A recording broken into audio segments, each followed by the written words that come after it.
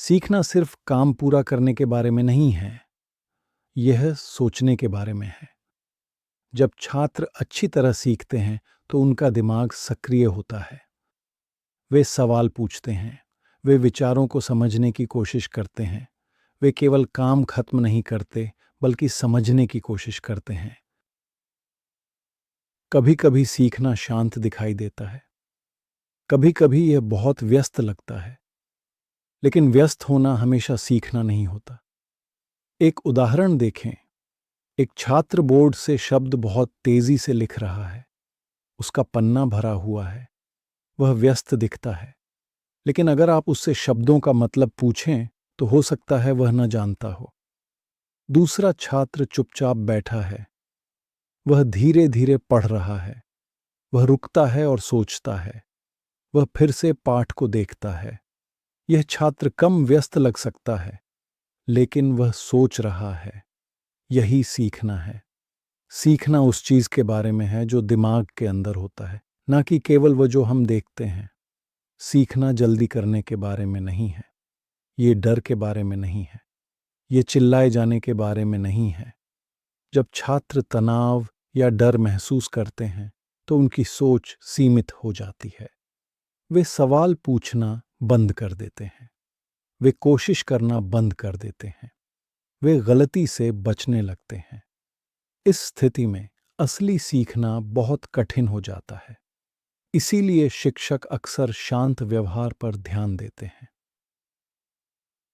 वे जोर से बोलने के बजाय धीरे बोल सकते हैं। वे जल्दी चलने के बजाय धीरे चल सकते हैं।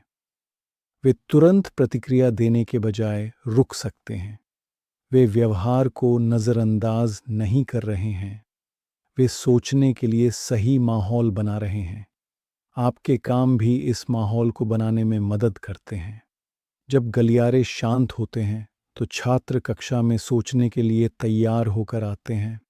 जब बड़े लोग सम्मान से बात करते हैं तो छात्र सुरक्षित महसूस करते हैं।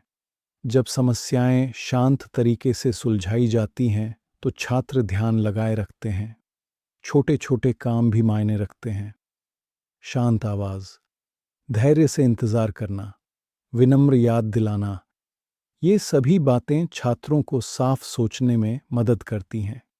एक और उदाहरण देखें। शोर भरे गलियारे में छात्र चिल्लाते हैं, दौड़ते हैं और एक दूसरे से टकराते हैं।